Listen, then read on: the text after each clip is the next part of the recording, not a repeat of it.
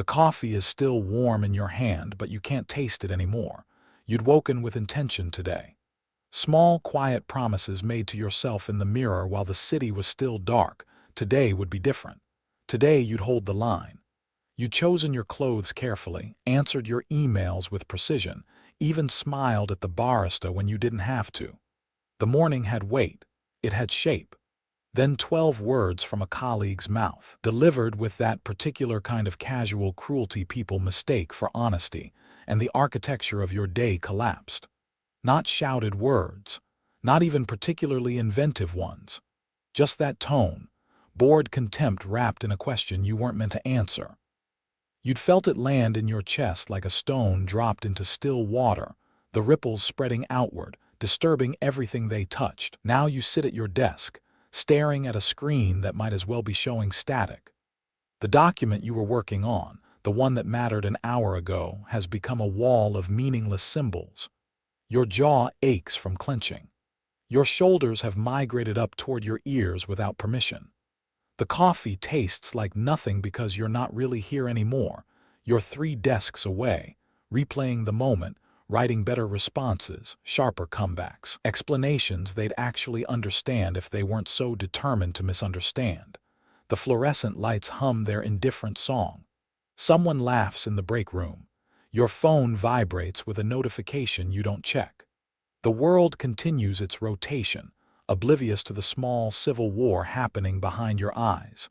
You know this pattern. You've lived it before. One person's weather becomes your climate. One voice, out of the 8 billion humans breathing on this planet, somehow gains the authority to determine whether your day has value. Whether you have value. Their mood becomes a contagion you can't inoculate against.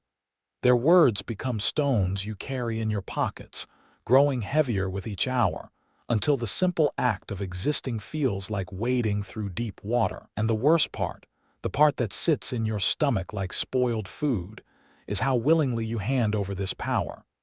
No one put a gun to your head and demanded you spend the next 6 hours mentally prosecuting this person's character flaws.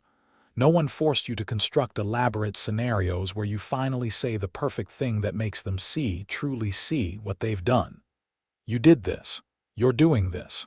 Right now. In real time, the coffee has gone lukewarm. Outside the window, clouds move across an indifferent sky. People pass on the sidewalk below, each carrying their own invisible weight, their own collection of stones. Somewhere in this building, maybe the person who spoke those words has already forgotten them. Maybe they're eating lunch. Maybe they're laughing about something else entirely, their casual cruelty already composted into the general background noise of their day. But you remember. Your body remembers. Your nervous system remembers. Has cataloged this moment under threats, and filed it next to every other time someone's carelessness became your catastrophe. The question hovering at the edge of consciousness, the one you're not quite ready to ask. What if the problem isn't them? What if the problem is the door you keep leaving open, the one that lets every stranger's storm flood your interior rooms? What if you've been guarding the wrong border all along? The coffee cup sits between your hands. The computer waits. The day stretches ahead like an unmarked road. And somewhere, barely audible beneath the humming lights and the ambient noise of other people's lives, a different question begins to form. One the Stoics asked 2,000 years ago in different words under different skies, but with the same urgent clarity. Who gave them the keys? You push back from the desk. The chair wheels scrape against the floor, a small sound that somehow cuts through the fog. Your legs need to move. The body knows before the mind does. Staying still is surrender. The hallway is empty. Your footsteps echo against linoleum that's seen 1,000 similar retreats. There's a window at the end, overlooking the parking lot, and you stop there because you need to look at something that isn't the inside of your own skull. Marcus Aurelius wrote his meditations in a military tent, surrounded by the machinery of war. Emperor of Rome, most powerful man in the known world, and still he had to remind himself, daily, desperately, that other people's opinions were just vapor, just noise. He commanded legions, decided the fate of nations, and yet he struggled with the same trap you're in right now, believing that someone else's judgment could reach inside and rearrange your worth. If he needed the reminder, what does that tell you? The parking lot below is a grid of metal and glass. Someone's car alarm is going off, that rhythmic wail that everyone ignores. You watch a woman walk past it without even turning her head. She's learned what you're trying to learn. Not everything that makes noise deserves your attention. But here's the trap, the one you keep falling into. You think you're supposed to not feel it. You think stoicism means building walls so thick that nothing penetrates. So when those 12 words landed in your chest, when your body responded with that familiar cocktail of shame and rage and hurt, you added a second injury, the belief that your reaction proved your weakness. The Stoics never said don't feel. They said don't be ruled. There's a difference, and it's the difference between weather and climate, between a wave and the ocean. The feeling arrives uninvited. That's not weakness. That's being human, being alive, having a nervous system that evolved to detect threats in the tone of a voice. Your ancestors survived because they could read contempt in a rival's eyes, danger in a dismissive gesture. What you do with that feeling, though, that's where your power lies. You're still standing at the window. The car alarm has stopped. In the silence that follows, you can hear the building's ventilation system, that constant low hum that becomes invisible until you listen for it. Everything has its frequency. Everything broadcasts. That colleague, the one whose words you've been carrying like radioactive material, they're broadcasting too. But here's what you haven't considered. Their signal only reaches you because you're tuned to their frequency. You've given them a receiver, installed it in your chest, and now you're angry that they're transmitting. Epictetus was born a slave, owned like furniture. His master broke his leg, some accounts say deliberately, others say through negligence. Either way, Epictetus couldn't control it, couldn't prevent it, couldn't change the reality that another human being had the legal power to destroy his body. But he could control whether that master had the power to destroy his mind. He chose to study philosophy in chains. He chose to think clearly while his body was property. And when he was finally freed, he didn't spend his freedom writing revenge fantasies or cataloging his oppressor's cruelties. He spent it teaching others how to be free inside any circumstance, how to find the one territory that no emperor, no master, no colleague with casual cruelty in their mouth could ever occupy, the space between stimulus and response. That space, that's the kingdom the Stoics were talking about. You can see it now, or at least the shape of it. That moment when the words landed, there was a gap there, microscopic but real, between the sound waves hitting your ear and your decision to let them mean something about you. In that gap, you made a choice. You probably didn't feel like a choice. It felt like reflex, like gravity, like something happening to you, but it wasn't. The window reflects your face back at you, ghostly against the parking lot. You look tired. You look like someone who's been fighting a war on the wrong battlefield. What if you stopped fighting their words and started questioning your listening? You walk back to your desk, but something has shifted in your gait. Not resolution yet, you're not there. But curiosity, maybe. A crack in the certainty of your suffering. The coffee is cold now. You pour it into the small plant on your desk, a succulent that somehow survives your neglect. Water into soil. Simple transaction. The plant doesn't ask if it deserves the water. It doesn't worry whether the water approves of its leaves. You sit down, and instead of opening the document, you open a blank page. Sometimes thinking requires space that isn't already filled with other people's expectations. Here's what you're beginning to see. You've been treating other people's moods like weather you can negotiate with. Like if you just stand in the rain long enough, argue with it persuasively enough, the clouds will apologize and part. You've been having conversations with storms, expecting them to listen. But a storm doesn't care about your schedule. It doesn't target you personally. It doesn't wake up and decide that today, specifically, it will ruin your morning. It's just atmospheric pressure finding equilibrium. Warm air meeting cold. Physics, not philosophy. That colleague's bad mood, that casual cruelty, same thing. Not physics, but psychology. Their own unresolved pressure systems, their own internal weather patterns that have nothing to do with you. They're leaking their own discomfort into the world, and you've been standing there with a bucket, collecting it, carrying it around, wondering why you feel so heavy. The Stoics had a phrase for this. Asterisk ta ephimen asterisk and asterisk ta auk ephimen asterisk. What's up to us and what's not up to us. Sounds simple. Sounds like something you'd see on a motivational poster next to a picture of a mountain. But sit with it. Really sit with it. Their words, not up to you. Their tone, not up to you. Their decision to use you as a dumping ground for whatever poison they're brewing in their own mind, not up to you. Your response, that's yours.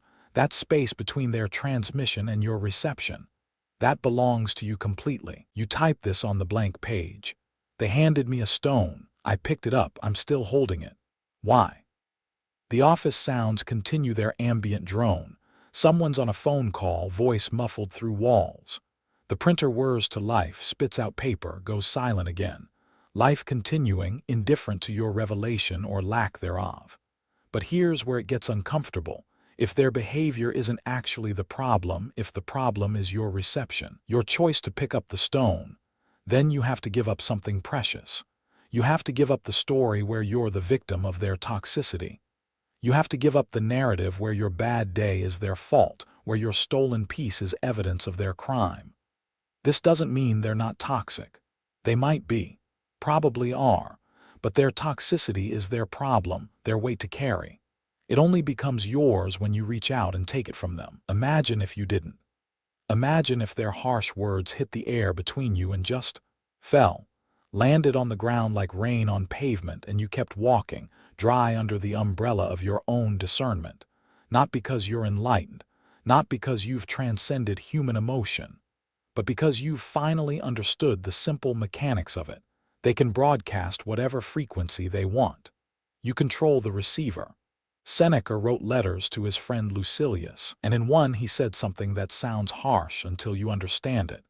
We suffer more in imagination than in reality. He wasn't dismissing real suffering. He was pointing at this exact moment, the moment when you take someone else's bad day and turn it into a story about your inadequacy. The moment when their mood becomes your identity. The cursor blinks on your screen. That blank page waiting. You add another line. What if I put the stone down? Not a decision yet, just a question. But questions are how the territory shifts. Questions are how you start walking toward different ground. Outside the window, clouds move. Inside the office, the ventilation hums. And somewhere in the space between stimulus and response, a small door you didn't know existed begins to open. The afternoon light has changed. It's softer now, angled differently through the blinds, casting parallel lines across your desk. Time has passed while you've been sitting here, but you haven't been counting it. That's new. You look at the words on your screen. What if I put the stone down? The question hangs there, and you realize you're afraid of it. Not because you don't know the answer, because you do. You're afraid because putting the stone down means admitting you picked it up in the first place. Means admitting you've been choosing this weight, day after day, person after person, slight after slight. How many stones are you carrying that you call by other names? Responsibility, caring, being conscientious, being professional. There's a practice the Stoics used, something they called asterisk premeditatio malorum asterisk, the premeditation of evils. Sounds grim. Sounds like pessimism dressed in Latin. But it wasn't about expecting the worst. It was about removing the shock factor from difficulty, about seeing the rain clouds on the horizon and saying, yes, I see you, you're still just clouds. You try it now. Eyes closed, breathing steady. Tomorrow, someone might say something cutting. Next week, someone might dismiss your work. Next month, someone might carry their own misery into a room and spray it like perfume, and some of it might land on you. These things will happen because you work with humans, live among humans, exist in a world where people are fighting battles you can't see, and sometimes they swing wildly, and sometimes you're in range. This is not a maybe. This is a certainty. But here's the other certainty. None of it has to mean what you've been letting it mean. You open your eyes. The office looks the same but feels different, like walking into your apartment after a long trip. Familiar but somehow foreign. There's a memory surfacing now, unbidden. Your 7-year-old playground, another kid says something mean about your shoes. You remember the heat in your face, the sting behind your eyes. You remember going home and telling your mother, expecting her to share your outrage, to confirm that yes, this was a tragedy, this was important. She'd knelt down, eye level, and said something you didn't understand then. Baby, hurt people hurt people. That's not about your shoes. You'd wanted it to be about your shoes. You'd wanted the specificity of the insult to mean something, to be about you, because at least then you'd matter enough to be targeted. The alternative, that you were just convenient, just nearby when someone needed to discharge their pain, felt worse somehow. But now, decades later, sitting in this office with cold coffee and warm light, you see what she was trying to teach you. You don't have to attend every argument you're invited to. You don't have to make someone else's chaos mean something about your worth. The Stoics talked about the inner citadel, that fortress of the mind that no external force can breach unless you open the gates. You've been standing at those gates like an overeager doorman, flinging them wide every time someone approaches with a battering ram, saying, "Here, let me help you destroy my peace." What if you just didn't? Not with aggression.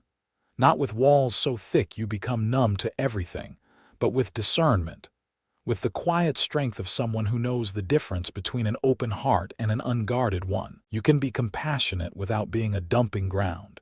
You can be professional without absorbing every mood in the room. You can acknowledge that someone is having a hard day without letting their hard day colonize your nervous system. This is the practice. Not perfection, practice. Some days you'll pick up the stone out of habit. Some days you'll carry it for hours before you remember you have a choice. But each time you remember, each time you set it down, you're building different pathways in your brain. You're teaching your body a new response. The colleague who said those 12 words, they're probably not thinking about you right now. They've moved on to their next moment, their next problem, their next target or triumph or lunch order. You're the only one still holding this. The cursor blinks. Waiting, you type. I choose to put it down. Not because you're strong enough, because you're tired enough. Tired of giving away your peace like it's renewable. Tired of letting other people's weather determine your climate. The choice is simpler than you thought, harder than you hoped, and entirely, completely yours. You stand up from your desk, not fleeing this time, choosing. There's a difference you can feel in your legs, in the way your spine holds you. The document you abandoned hours ago is still there, waiting. You open it. The words that seemed impossible to write when you were carrying someone else's judgment now flow with surprising ease. Not because the work got easier, because you got lighter. Halfway through a paragraph, you hear that voice again. The same colleague talking to someone else now. That same edge in their tone. Your body registers it.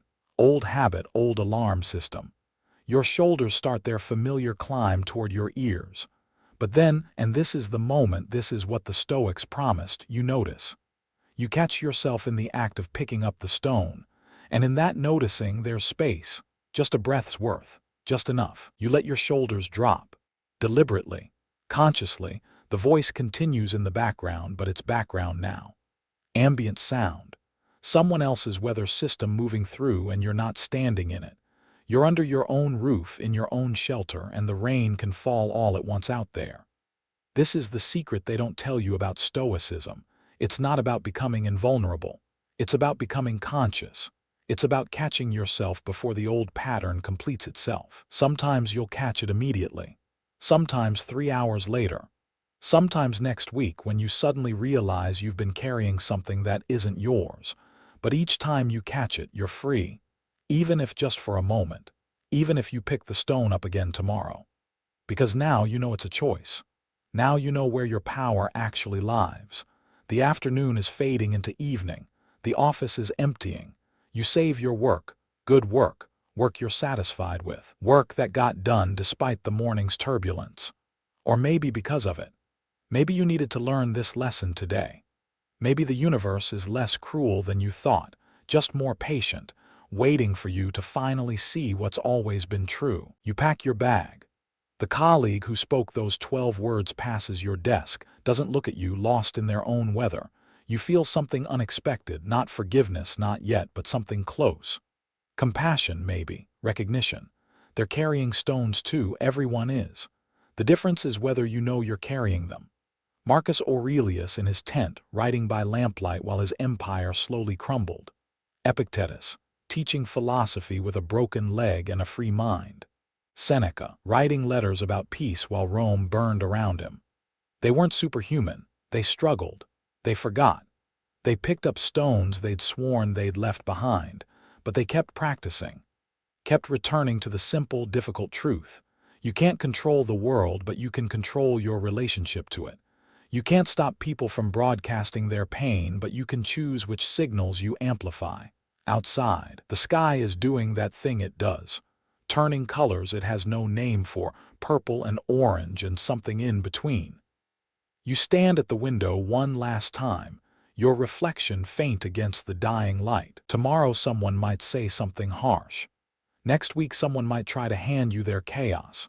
This is guaranteed.